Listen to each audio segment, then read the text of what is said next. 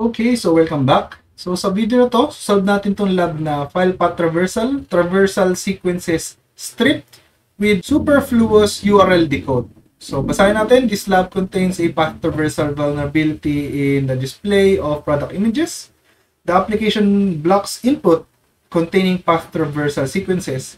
It then performs a URL decode of the input before using it. To solve the lab, retrieve the contents of the etc passwd file.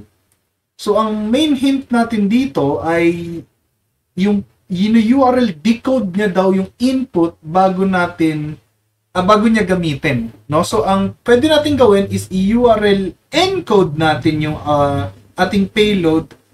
Then, yun yung ipasa natin para kapag binasa siya ng server, i-decode niya yon and then gagamitin niya. So, mababypass natin yung checking, no?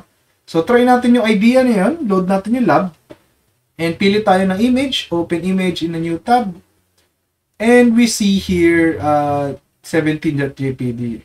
So, again, if i-trynahin natin yung simple na etc passwd na ganyan, sinasabi sa atin no such file, no? So, ang gagawin natin is i-URL encode natin yung slash, for example, no? So, pwede natin gawin is ganyan. So, denoble URL encode natin yung slash para maging // etc passwd. Okay? So, if we hit enter, ayan. So, nakita natin tong icon na to. And if we look at the request subverb, we have received the contents nung buong etc passwd.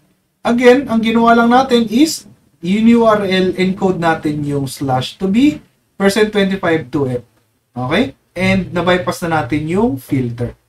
Okay? I hope na-gets nyo itong video na to and see you in the next video.